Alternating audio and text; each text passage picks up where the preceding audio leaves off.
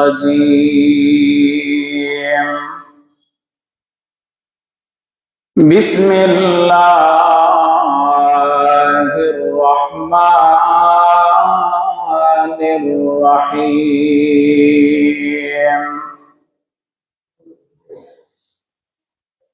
يا أيها الذين آمنوا اتقوا الله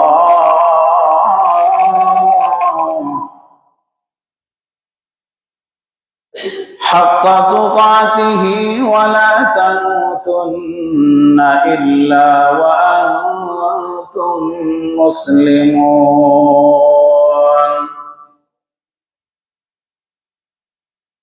عن أبي ذر رضي الله عنه قال رسول الله صلى الله عليه وسلم اتق الله حيثما كنت واتبع السيئة الحسنة تمحها وخالق الناس بخلق حسن أو كما قال عليه الصلاة والسلام اللهم صل على محمد وعلى آل محمد كما صليت على إبراهيم وعلى آل إبراهيم إنك حميد مجيد اللهم بارك على محمد وعلى آل محمد كما باركت على إبراهيم وعلى آل إبراهيم إنك حميد مجيد بلغ العلا بكماله كشف الدجى بجماله حسنت جميع خصاله صلوا عليه وآله कर दिया जंगे वहुद में मुस्तफा दंदर शहीद कर दिया सर यह शरीयत यह तरीक़त हमको मिलने के लिए बलगल उला बिकमालिही कशफत दुजा बिजमालिही हसनतु जमीउ खिसालिही सल्लु अलैहि व आलिहि वल्लैल में है जुल्फ मोहम्मद का तरन्नुम वल्लैल में है जुल्फ मोहम्मद का तरन्नुम वश्शम्स में रुखसार अहमद का तरन्नुम वश्शम्स में रुखसार अहमद का तरन्नुम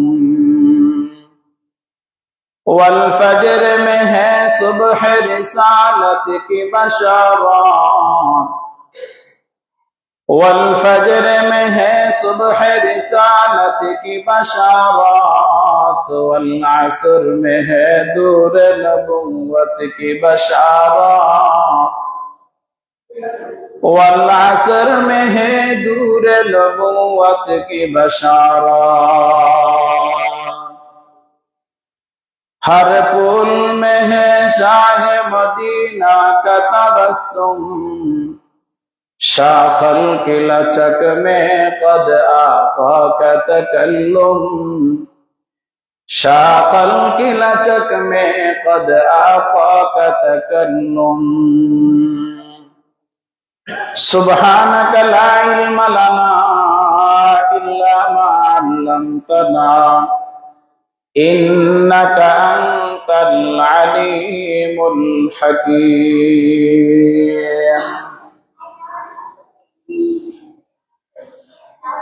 अल्हम्दुलिल्लाह सुम्मा अल्हम्दुलिल्लाह। মহান আল্লাহ রব্বুল ইজ্জাহ ওয়াল জালালের দরবারে অসংখ্য অগণিত শুকর ও সুজুদ যে মহান রব্বুল ইজ্জাহ ওয়াল জালাল আপনাকে আমাকে এই ফিতনার জামানায়, ফাসাদের জামানায় আল্লাহ তাআলা দুনিয়াবি সমস্ত ঝামেলা থেকে, দুনিয়াবি সমস্ত কাজকর্ম থেকে আল্লাহ তাআলা আপনাকে আমাকে ফারেক করে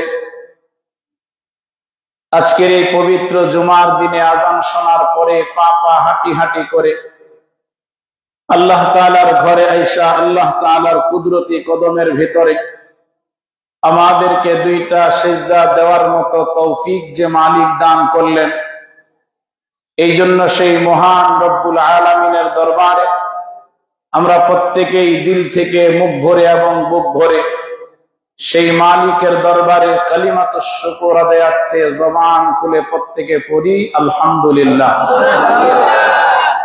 আল্লাহ পাকের দরবারে আরো শুকরগুজার হচ্ছি, যেই মহান রব্বুল আলামিন আপনাকে আমাকে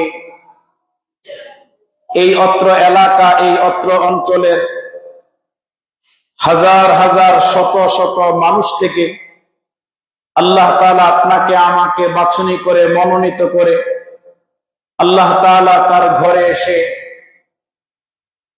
আল্লাহ তাআলার দরবারে হাজিরা দেওয়ার মতো তৌফিক দান করেছেন। এই জন্য দিল থেকে আরেকবার কালিমাতুশ শুকর আদায় করি, জবান খুলে পড়ি আলহামদুলিল্লাহ। লক্ষ কোটি দরুদ সালাম আল্লাহর সৃষ্টির প্রধান আকর্ষণ, বিশ্ব সভার সভাপতি, বিশ্ব মানবতার মুক্তির দিশারি, সাইয়্যিদুল মুরসালিন, সাইয়্যিদুস সাকালাইন, ইমামুল মুরসালিন, রাহমাতাল লিল আলামিন, নবী মুহাম্মদুর রাসূলুল্লাহ সাল্লাল্লাহু আলাইহি ওয়াসাল্লামের উপর। সম্মানিত উপস্থিতি, আমি আপনাদের সামনে কোরআন কারীমের অত্যন্ত মশহুর পরিচিত একটি সূরা, যেই সূরাটার নাম সূরা আলে ইমরান, এই সূরার 102 নম্বর আয়াতে কারিমা তিলাওয়াত করেছি। তিরমিজি শরীফে বর্ণিত রাসূল আকরাম সাল্লাল্লাহু আলাইহি ওয়াসাল্লামের অসংখ্য অগণিত হাদিস থেকে ছোট্ট একটি হাদিসে মুবারাকা তিলাওয়াত করেছি। আল্লাহ পাক রব্বুল আলামিন চায় তো এই আয়াতে কারিমা এবং হাদিসে মুবারাকাকে সামনে রেখে নির্ধারিত সময়ে আল্লাহ পাক আমাকে কিছু আমলের কথা মুযাকারা করা, আর কথাগুলো আমাদের সকলকে আল্লাহ আমলের নিয়তে শ্রবণ করার তৌফিক দান করুক। সকলে বলেন আমিন। আমি আমার আলোচনাতে যাওয়ার আগে শ্রদ্ধার সাথে স্মরণ করছি, গত কয়েকদিন আগে আমরা সকলেই জানি, আমরা সকলেই দেখেছি যে আমাদের ঢাকার প্রাণ কেন্দ্র উত্তরায় মাইলস্টোন স্কুল এন্ড কলেজে ভয়াবহ বিমান দুর্ঘটনায় আমাদের যেই সমস্ত মা এবং বোন এবং ছোট্ট ভাইয়েরা ইন্তেকাল করেছে, আমরা আমাদের মালিকের কাছে, আমরা আমাদের রবের কাছে কায়েমুল বাক্যে প্রার্থনা করি আল্লাহ যেন যারা এই ট্র্যাজেডিতে শহীদ হয়েছে আল্লাহ যেন তাদেরকে শাহাদাতের মর্যাদা দান করে জান্নাতের আলা মাকাম দেয়। সকলে বলেন আমিন। আর যারা এখনো জীবিত আছেন, অগ্নিদগ্ধ হয়ে যারা বান ইউনিটে ভর্তি আছেন, যারা দুনিয়ার জিন্দিগিতে হায়াত নিয়ে বাঁচার জন্য যারা অসুস্থতার সাথে লড়তেছেন, আল্লাহর ইলমে যদি তাদের হায়াত থাকে আমরা দোয়া করি আল্লাহ যেন ওই সমস্ত ভাই এবং বোনদেরকে আল্লাহ পাক যেন পরিপূর্ণ সুস্থতার নেয়ামত যেন আল্লাহ তাদেরকে দান করে। বাংলাদেশের ইতিহাসে এরকম যতগুলা ট্র্যাজেডি হয়েছে এর মধ্যে এটা একটা অত্যন্ত ভয়াবহ রূপ ধারণ করেছে। কেন? আমরা এখানে যারা আছি, আমরা যারা প্রাপ্তবয়স্ক, অনেক কিছু ধারণ ক্ষমতা আমাদের আছে, সহ্য করার ক্ষমতা আমাদের আছে, কিন্তু যেই 7, 8, 10, 11 বছরের বাচ্চাগুলা যারা আগুনে দগ্ধ হয়েছে তাদের একজনেরও এই দাবদাহ, এই তাপ, আগুনের এই লেলিহান সহ্য করার ন্যূনতম ক্ষমতা তাদের মধ্যে নাই। এজন্য আল্লাহর কাছে তাদের জন্য দোয়া করা। আর যে সমস্ত মায়েদের বুক খালি হয়েছে, যে সমস্ত পিতারা তার সন্তানকে হারিয়েছে, মহান রব্বে কারীম আল্লাহ যেন তাদেরকে সবরে জামিল করার তৌফিক যেন আল্লাহ তাদেরকে যেন দান করে। বলেন আমিন।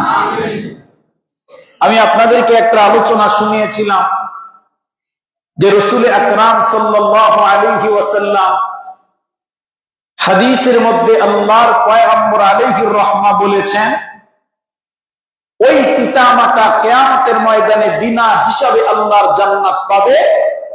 কোন পিতামাতা?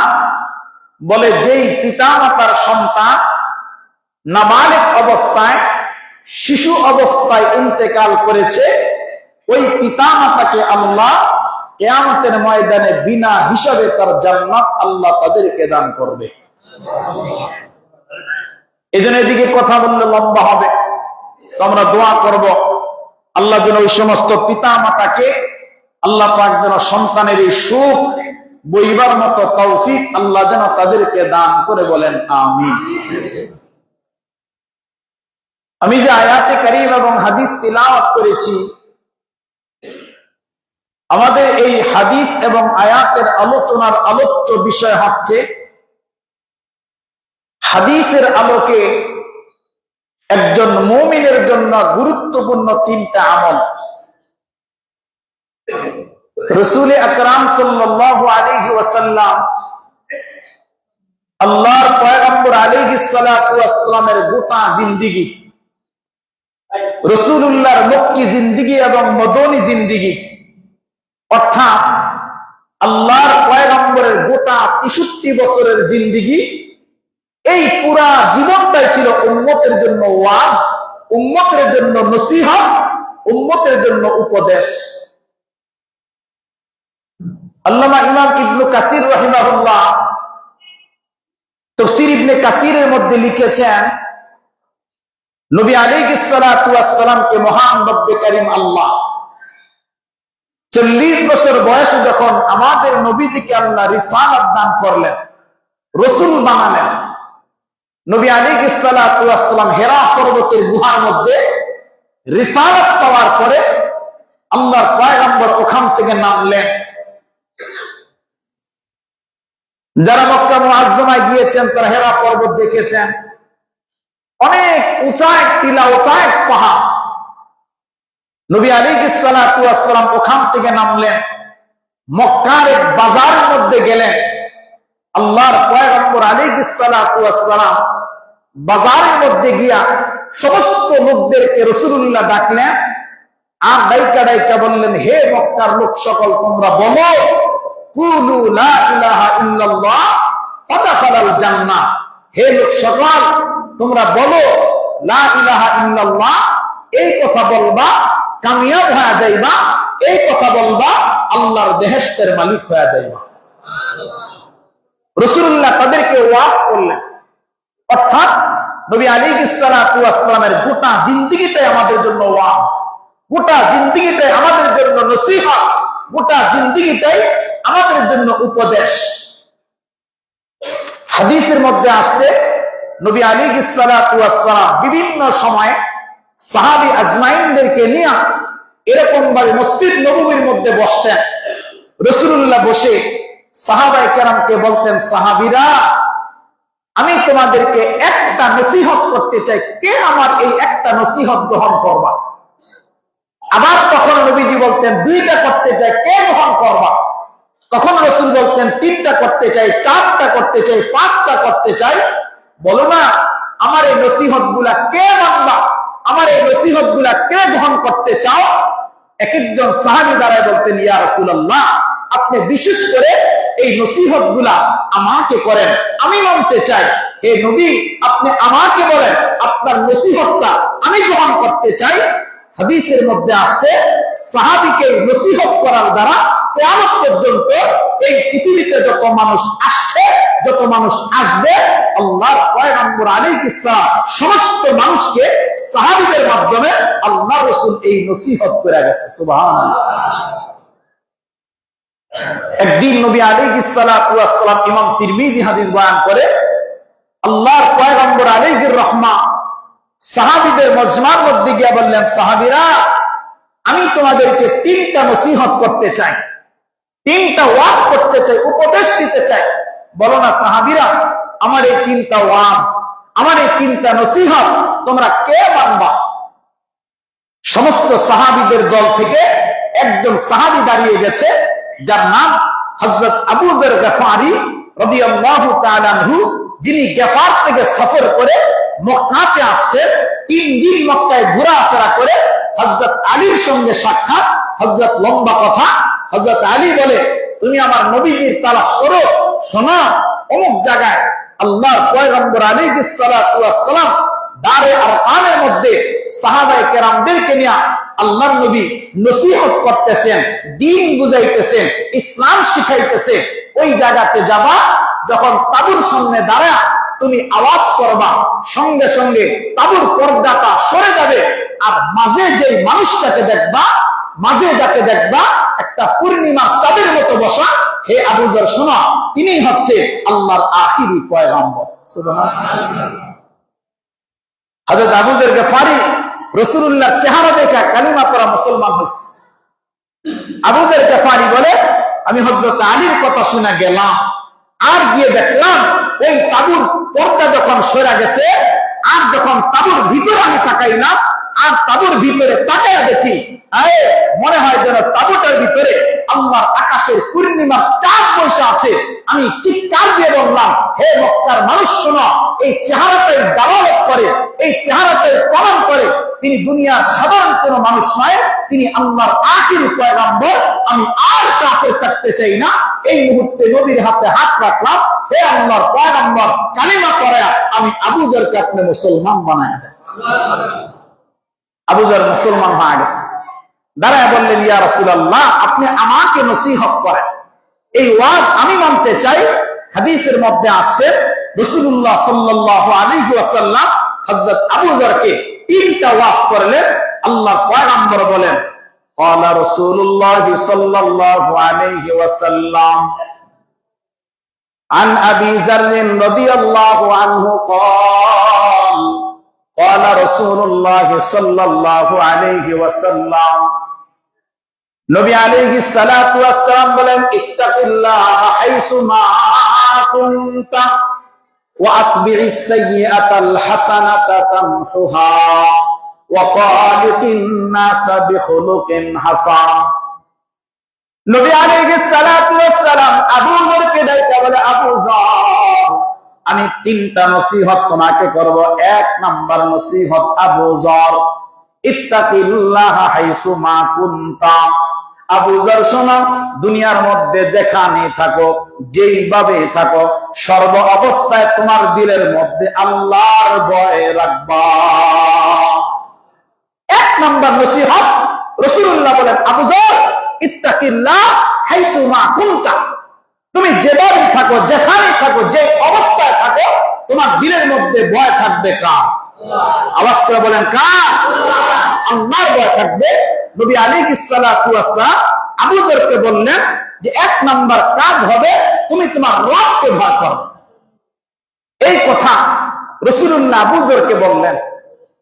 এটা শুধু ওই সাহাবীর জন্য খাস এরকম নয়, এই কথা আবু যরের মাধ্যমে আল্লাহর পয়গম্বর আলাইহিস সালাতু ওয়াস সালাম तमाम পৃথিবীতে এখন যারা আছে কিয়ামত পর্যন্ত এই পৃথিবীতে যারা আসবে নবী আলাইহিস সালাতু ওয়াস সালাম সবাইকে নসিহত করলেন, ইত্তাকিল্লাহ হাইসু মা কুনতা, হে জগতের মানুষ শোনো, তোমাদের দিলের মধ্যে যেখানেই থাকো, যেইভাবে থাকো, যেই অবস্থায় থাকো, শোনো, সর্ব অবস্থায় তোমাদের দিলের মধ্যে ভয় থাকবে আমি আল্লাহ।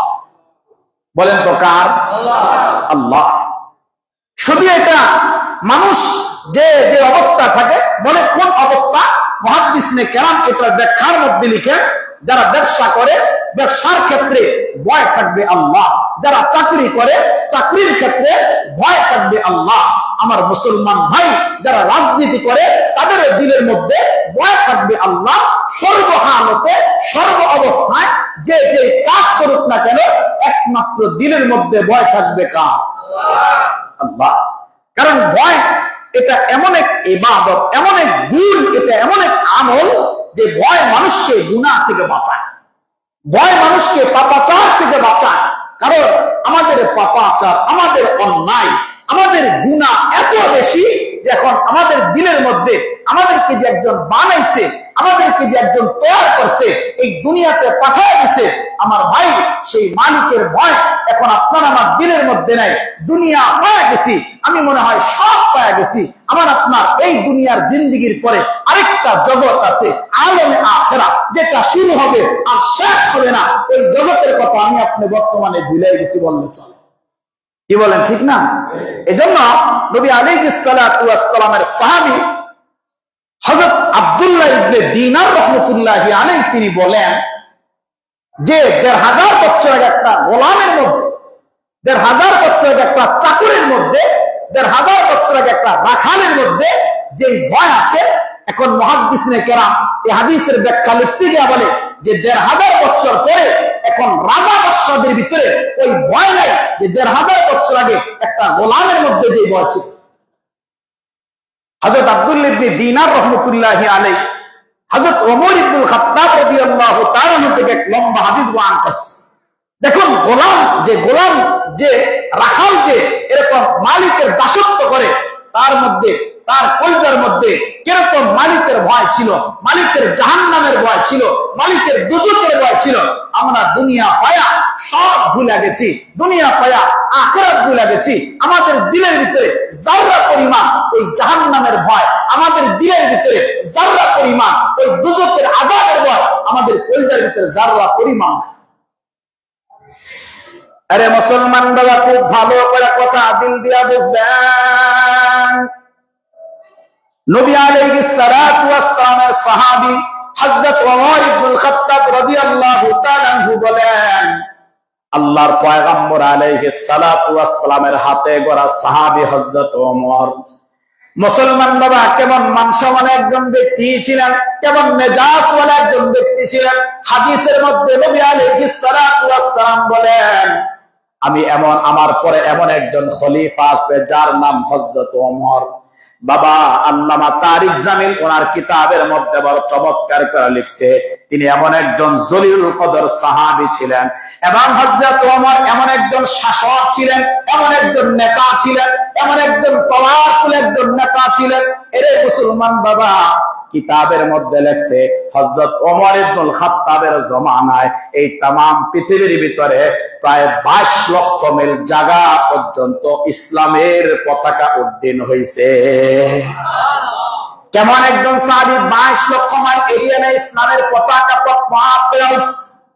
হযরত ওমর ইবনুল খাত্তাব, যার ব্যাপারে নবী আলাইহির রাহমা বলেন, আমার পরে যদি কেউ পয়গম্বর হইতো, আমার পরে যদি কেউ নবী হইতো, আল্লাহ যদি কাউকে নবী করে জমিনের মধ্যে পাঠাইতো, আল্লাহ পাক আমার সাহাবী হযরত ওমরকে জমিনের মধ্যে আমার পরে নবী করে পাঠাইতো। সুবহানাল্লাহ। যেরকম ওমরের মানসা, তার মেজাজটা কেমন দেখেন, কিতাবের মধ্যে লেখছে বাবা, হযরত ওমরের মেজাজ মোতাবেক, ওনার চাহিদা মোতাবেক আল্লাহ তার কোরআনের মধ্যে 21 জায়গায় আল্লাহ আয়াত নাজিল করছে।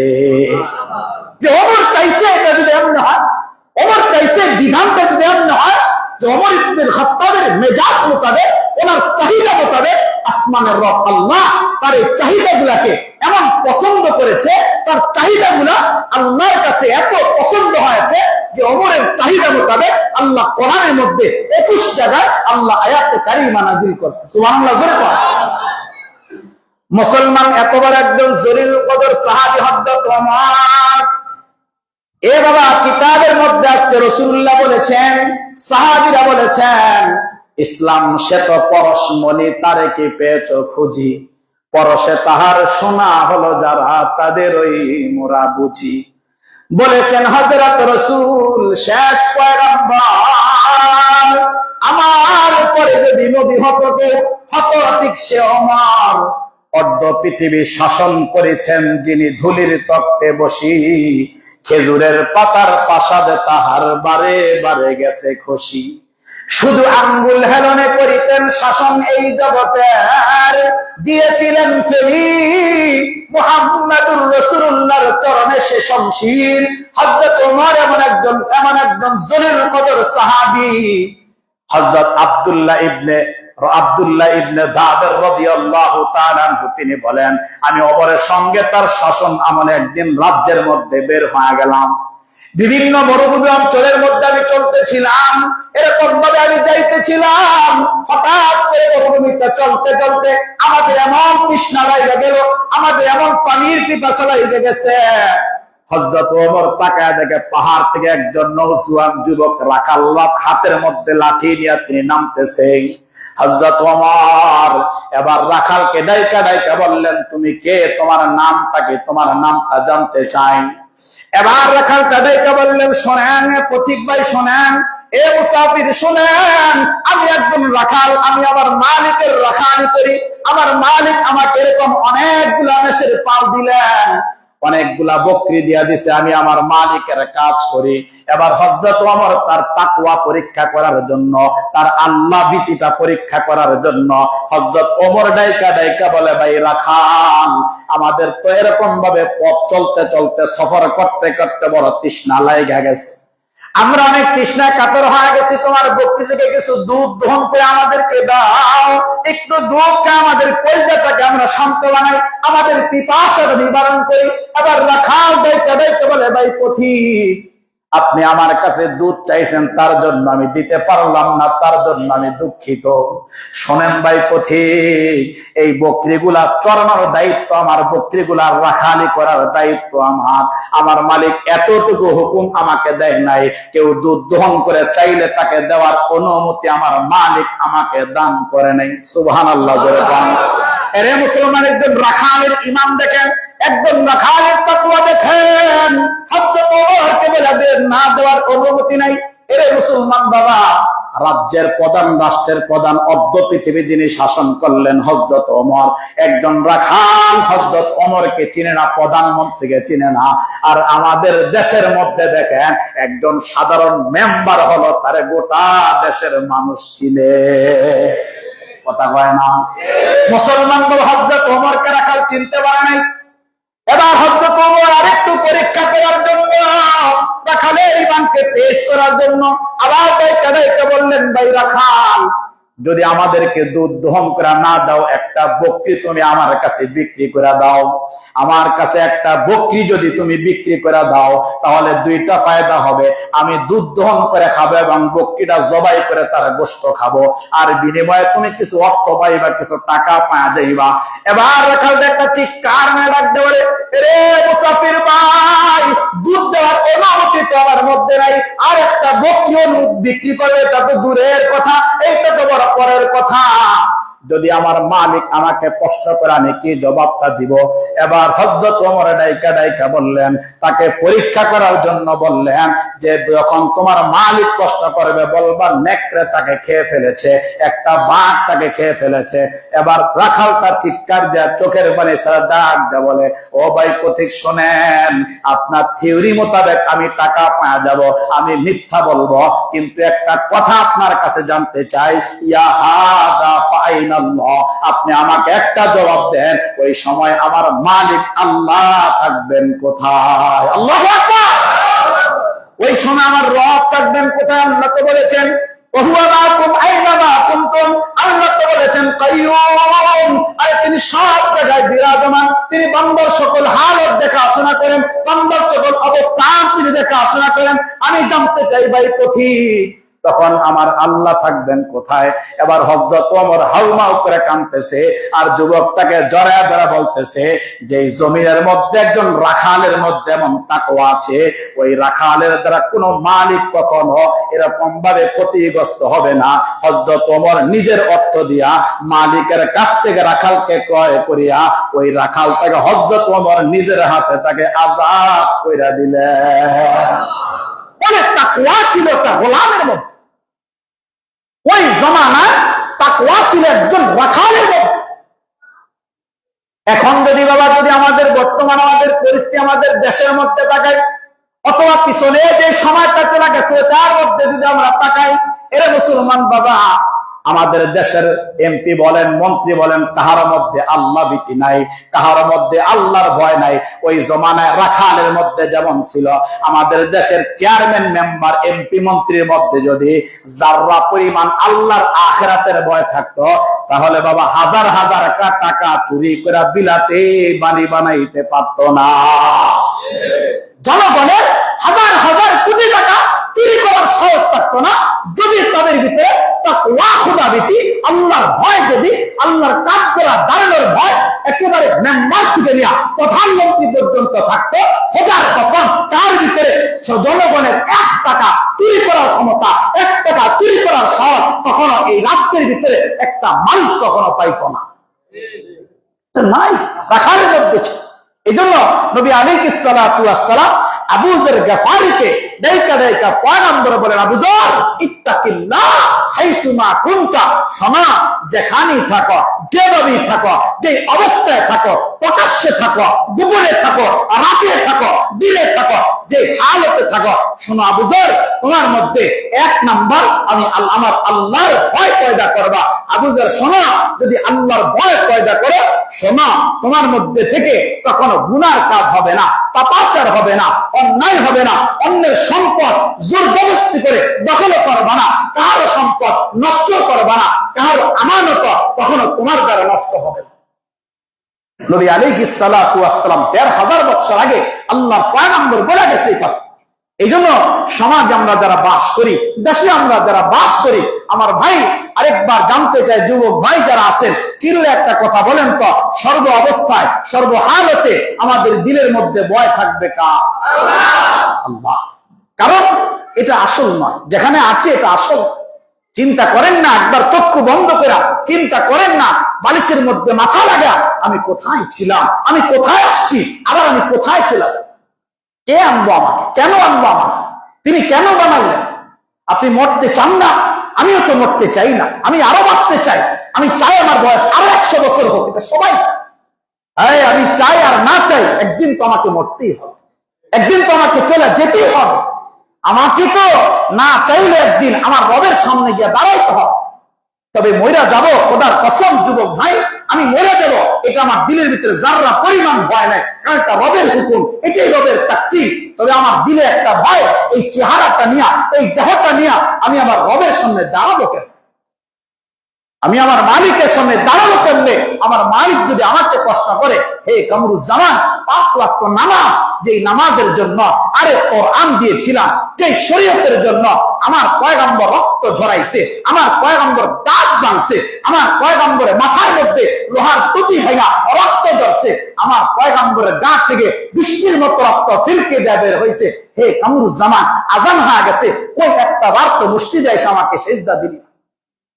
আমার রব তো এই প্রশ্ন আমাকে করে, শুধু আমাকে করবে এরকম নয়, আমার পৃথিবীতে আদম থেকে সফিউল্লাহ থেকে নিয়ে আমার আপনার পয়গম্বর পর্যন্ত, আমার আপনার পয়গম্বর থেকে নিয়ে কিয়ামত পর্যন্ত, ইসরাফিল সিংহের মধ্যে ফুৎকার দেওয়ার আগ পর্যন্ত প্রত্যেকটা মানুষকে আল্লাহর কাঠগড়ায় দাঁড়া আউয়ালু মা ইউহাসাবু বিহি আবদু ইয়াউমাল কিয়ামাতিস সালাহ, যে প্রত্যেকটা মানুষকে সেদিন আল্লাহর সামনে দাঁড়া সর্বপ্রথম কিয়ামতে আল্লাহর সামনে দাঁড়া নামাজের হিসাব দেওয়া লাগবে। আরে মুসলমান বাবা, যুবক ভাই, মধ্যবয়স্ক বন্ধু, খুব ভালো করে দিয়ে একটা কথা বলবো, বুঝেন? এ বাবা, তাহলে রব্বে কারীমের সামনে তো আমিও দাঁড়াবো, আপনারাও দাঁড়াইবেন, আমি আপনি মইরা যাব বাবা, এটার জন্য কিন্তু আমার বিন্দু পরিমাণ আফসোস নাই। এটার জন্য বাবা আমার বিন্দু পরিমাণ কোনো টেনশন, বিন্দু পরিমাণ কিন্তু আমার দিলের মধ্যে কোনো চিন্তা নাই। কিন্তু বাবা কিয়ামতের ময়দানে রব্বে কারীম তো আমাকে প্রশ্ন করবেন, হে কামরুজ্জামান, এত সুন্দর একটা হায়াতের জিন্দেগি আমি আল্লাহ তোরে দান করলাম, এত সুন্দর একটা জীবন তোমাকে আমি দিলাম, আমি আল্লাহ তো সুস্থতার জীবন দিয়া দিলাম।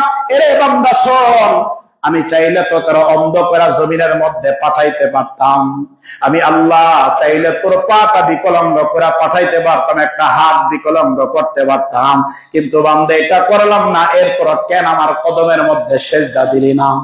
কারণ বান্দা তোর দিলের মধ্যে আমি আল্লাহর ভয় ছিল না, তোর দিলের মধ্যে আমার আখিরাতের ভয় ছিল না, তোর দিলের মধ্যে আমার জাহান্নাম নিয়ে কোনো চিন্তা ছিল না। এরে বান্দা শোন, আমার হুকুমটা মানুষ নাই, আমার হুকুম না মাইনা বান্দা তুমি আসছো, এখন হিসাবটা দাও। আমি আপনাদের কাছে একটা কথা জানতে চাই, আপনার আওয়াজ করে বলেন তো বাবা, সেদিন আমাদের রব, আমাদের আল্লাহ এরকম হিসাব চাইলে বলেন তো যৌবনের একটা দিনের হিসাব দেওয়ার ক্ষমতা আমাদের মধ্যে আসেনি? কথা কয় না মুসলমান বাবা। নবী আলাইহিস সালাতু ওয়াস সালাম বলেন, আবু যর ভয় করো, এই জন্য আযান হয়ে গেছে যুবক ভাই, তোমার ব্যবসা বন্ধ করে দাও। আযান হয়ে গেছে যুবক ভাই, তোমার চাকরি বন্ধ করে দাও, তোমার কাজ বন্ধ করে দাও। আযান হয়ে গেছে, আযানের মধ্যে মুয়াজ্জিন বলতেছে আল্লাহু আকবার, আল্লাহু আকবার, আল্লাহ সবচাইতে বড়, আল্লাহ সবচাইতে বড়। এই যে মুয়াজ্জিন 4 বার শুরুতে আল্লাহু আকবার বলে, আবার শেষে 2 বার আল্লাহু আকবার বলে, এই যে 4 আর 2 6 বার আল্লাহু আকবার বলে মুয়াজ্জিন কি বুঝাইতেছে? তাফসীরের কিতাবের মধ্যে লেখছে বাবা, শুরুতে আল্লাহু আকবার যখন মুয়াজ্জিন 4 বার বলে, এই আল্লাহু আকবার বলার দ্বারা মুয়াজ্জিন বুঝাইতেছে, এরে কামরুজ্জামান, আল্লাহু আকবার, আল্লাহু আকবার, ডান দিক থেকে আল্লাহ সবচাইতে বড়, বাম দিক থেকে আল্লাহ সবচাইতে বড়। আবার 2 বার আল্লাহু আকবার বলে বলে, সামনে থেকে আল্লাহ সবচাইতে বড়, পিছন দিক থেকে আল্লাহ সবচাইতে বড়, শেষে 2 বার আল্লাহু আকবার বলে মুয়াজ্জিন বুঝাইতেছে, এরে জগতের মানুষ শোনো, উপর এবং নিচ থেকে সবচাইতে বড় হলেন আল্লাহ। এখন আপনাদের কাছে জানতে চাই বাবা, এই তামাম পৃথিবীতে যত ক্ষমতাধর আছে, তামাম পৃথিবীতে যত টাকাওয়ালা আছে, যত পয়সাওয়ালা আছে, আপনারা বলেন তো বাবা, সমস্ত ক্ষমতার টাকাওয়ালাদের মালিকের মালিক আওয়াজ করে বলেন যিনি, তিনি কে? এই জন্য বাবা আযান হয়ে গেছে, সব কিছু বন্ধ, আযান হয়ে গেছে, সব কিছু বন্ধ, নামাজের মধ্যে আসো, কারণ এটার মধ্যে আল্লাহ পাক বরকত রাখছে, এটার মধ্যে আল্লাহ পাক কল্যাণ লুকায় রাখছে, এটার মধ্যে আল্লাহ সফলতা লুকায় রাখছে। এখানে অনেক মানুষ আছেন, কথা বললে হয়তো আপনারা রাগান্বিত হবেন, হয়তো আমার উপর আপনারা একটু ব্যথা পাইবেন, কষ্ট পাইবেন।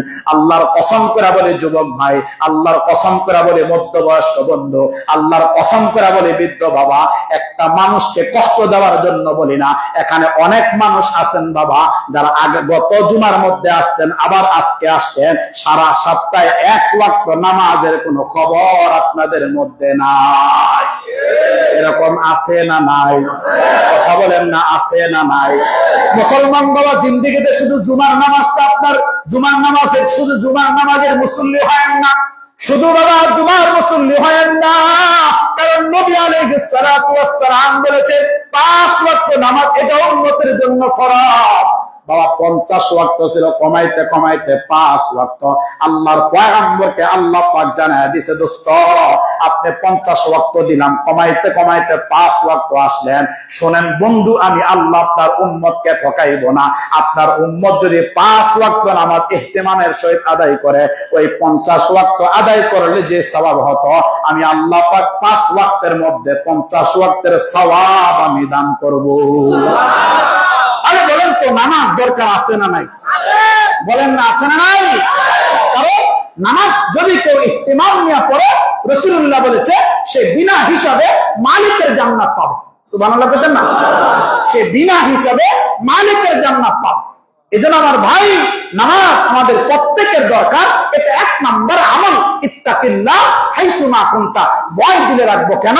যে আল্লাহর ঘর থেকে আমাকে ডাকা হয়, আমার মালিক আমাকে ডাকতেছে, এই চিন্তা করে দুনিয়ার ব্যবসাকে ব্যবসার জায়গা রাখা, চাকরিকে চাকরির জায়গা রাখা, কৃষি কাজকে কৃষি কাজের জায়গা রাখা, আমার আড্ডা, আমার মজমা, আমার সমস্ত গল্প গুজব যা আছে সব দুনিয়াতে রাখা। আযান হয়ে গেছে, আমাকে ডাকতেছে হাইয়া আলাস সালাহ, আমাকে ডাকতেছে হাইয়া আলাল ফালাহ। আমি কল্যাণের দিকে আসি, আমি সফলতার দিকে আসি। তাহলে আপনারা বলেন তো, 5 ওয়াক্ত নামাজ আমাদের প্রত্যেকের পড়া দরকার আছে না নাই? 2 নাম্বার, কথা খুব সংক্ষেপ, লম্বা তকরীরের সময় তো হয় না, কথা খুব সংক্ষেপ। 2 নম্বরে নবী আলাইহিস সালাতু ওয়াস সালাম হযরত আবু যর গিফারীকে বললেন, আবু যর শোনো, ওয়াতবিস সাইয়্যাতিল হাসানাতা তামহুহা।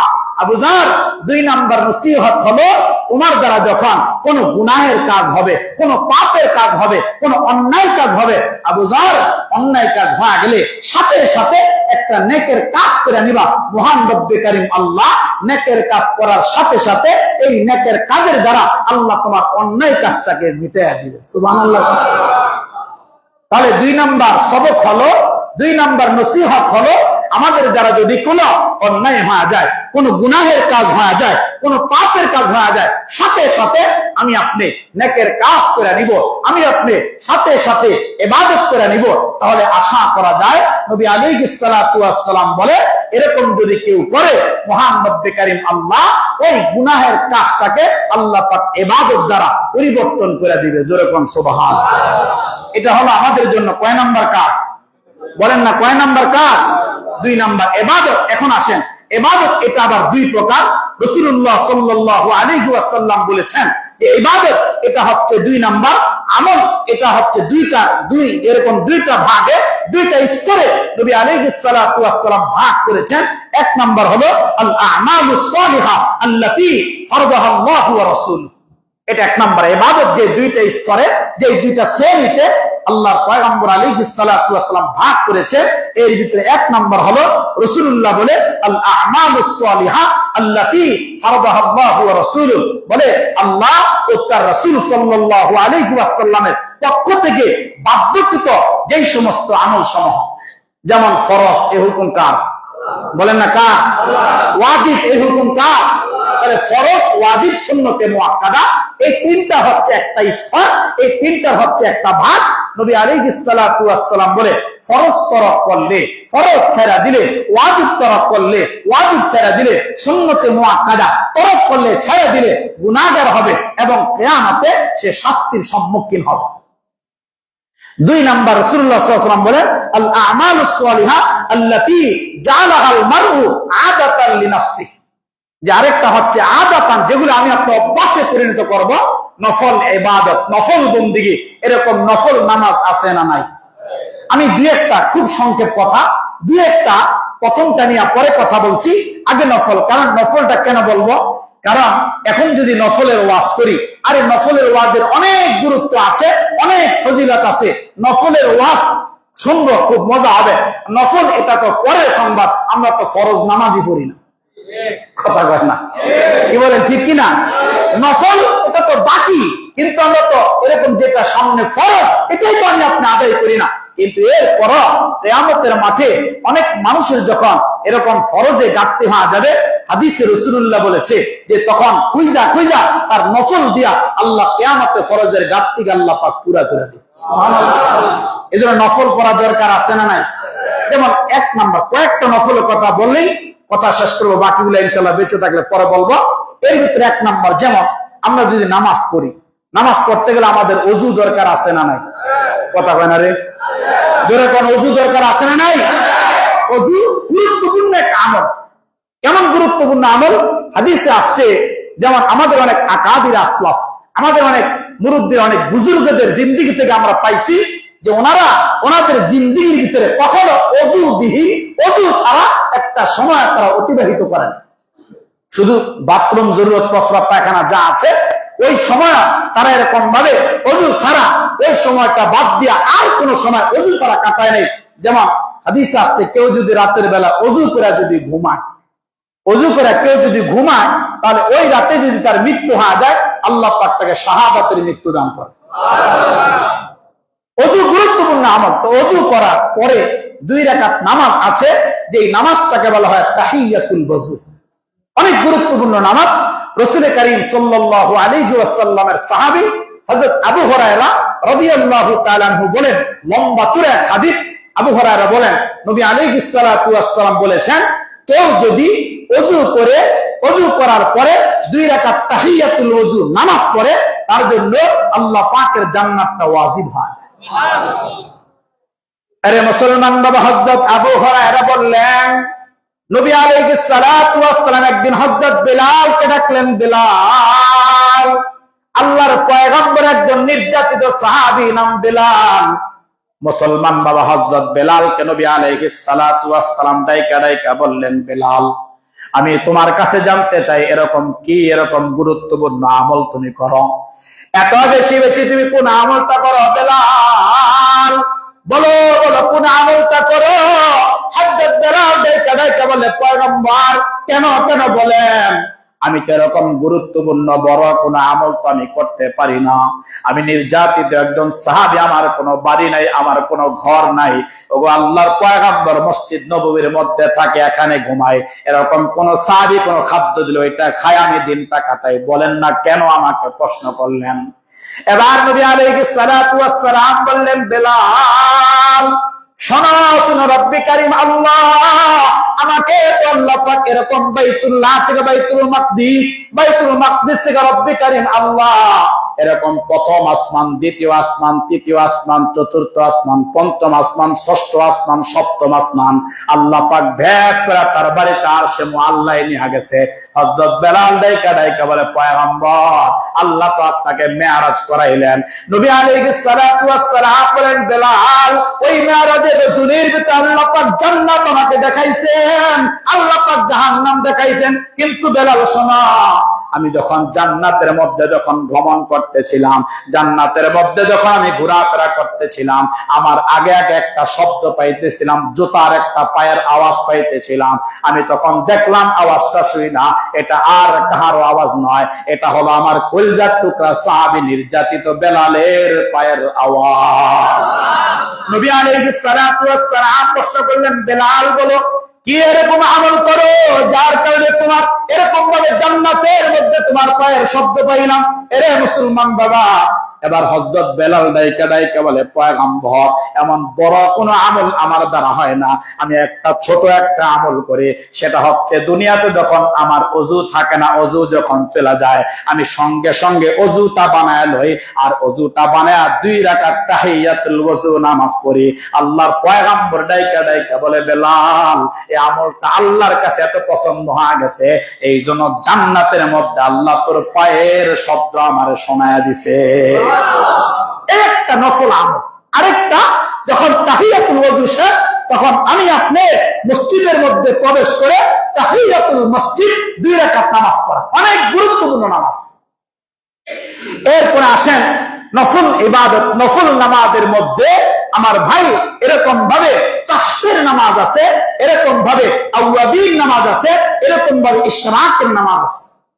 যেমন হাদিসের মধ্যে আসছে, নবী আলাইহিস সালাতু ওয়াস সালামের সাহাবী হযরত আনাস ইবনে মালিক রাদিয়াল্লাহু তাআলা বলে, কেউ যদি ফজরের নামাজ পড়া, ফজরের নামাজের সালাত আদায় করে, সে যদি জায়নামাজের মধ্যে হোক, তার নামাজের স্থানে বৈশা তাসবিহ তাহলিল আদায় করে, এরপরে জিকির আজকার করে, সূর্য উদিত হওয়ার পরে কেউ যদি 2 রাকাত এরকম ইশরাকের নামাজ আদায় করে, নবী আলাইহিস সালাতু ওয়াস সালাম বলে, আল্লাহ তার আমল নামার ভিতরে একটা কবুল হজ, একটা উমরা হজের সওয়াব আল্লাহ তারে দান করে।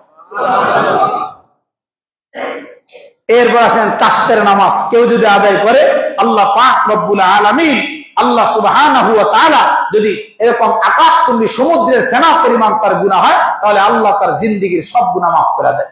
এরপরে মাগরিবের পর ওয়াজিব নামাজ আছে।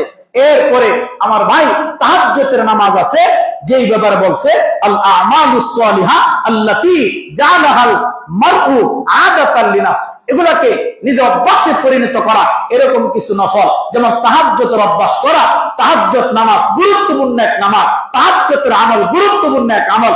আল্লাহর সাথে বন্ধুত্ব করতে চায়, আল্লাহর সাথে খাতির লাগাইতে চায়, আল্লাহর সাথে প্রেম করতে চায়, তাহলে তাহাজ্জুদ নামাজে উঠেন, যায় নামাজে এরকম সেজদায় গিয়া আল্লাহর সাথে গভীর প্রেমে মগ্ন হন। কেউ যদি এরকম কেউ যদি নিজ অভ্যাসে এই ধরনের আমলগুলা যদি পরিণত করে, বলে সে আল্লাহ পাকের দিদার পাবে, সে মহান রব্বে কারীম আল্লাহর ভালোবাসা অর্জন করবে। এখন আপনারা বলবেন যে হুজুর, আমরা তো নামাজ পড়ি, আমরা তো আল্লাহর হুকুম মানি, রাসূলুল্লাহর তরিকা মানি, হুজুর আমাদের টার্গেট তো জান্নাত পাওয়া, আমাদের টার্গেট তো বেহেশত পাওয়া। আরে আমাদের আকাবির আসলাফদের টার্গেট এটা ছিল না। ওনারা বারবার বলতেন জান্নাত ও দোজখ সে ইয়া রব क्या करो आरज़ू है कि मैं तुझे देखा करो हुर गिलमा जितनी नेमत आए तो सबसे बढ़कर नेमते दीदार तो। তারা বলে শোনো, আমরা জান্নাত চাই না, কি করব জান্নাত দিয়া? জাহান্নাম চাই না, এটার প্রয়োজন নাই। হুর চাই না, গিলমান চাই না, এটার প্রয়োজন নাই। কিয়ামতের ময়দানে আল্লাহকে ডাইকা ডাইকা বলবো, আল্লাহ দুনিয়া শুনছি, আল্লাহ দুনিয়া শুনছি মুসা পয়গম্বর হাসির ঝলক দেখা তুর পাহাড় জইলা সুরমা হয়ে গেছে। আল্লাহ তুমি 70 পর্দার ভিতর থেকে হাসি দিছো, এত সুন্দর হাসি, এত পাওয়ার তার। আল্লাহ আমরা জান্নাতও চাই না, জাহান্নামও চাই না, হুরও চাই না, গিলমানও চাই না। আল্লাহ আমরা শুধু চাই একমাত্র তোমার দিদার। আল্লাহ আমরা হাসরবাসীরা শুধু একটু আজকে তোমাকে আমরা দেখতে চাই। সুবহানাল্লাহ। আমার ভাই কথা অনেক লম্বা, সময় শেষ, বেশি হয়ে গেছে সময়। যাক আজকে এতটুকুই, আমরা ইনশাআল্লাহ বাকি কথা বেঁচে থাকলে সামনে বলবো। আজকের এতটুকু কথার ভিতরে আমলের যে কথাগুলো আছে, আল্লাহ আমাকে আপনাদের সকলকে আল্লাহ তাআলা এই কথাগুলোর উপরে আমল করার তৌফিক দান করুক। সকলে বলেন আমিন। যারা সুন্নাত পড়েন না তারা কাবা জমা পড়ে নেন।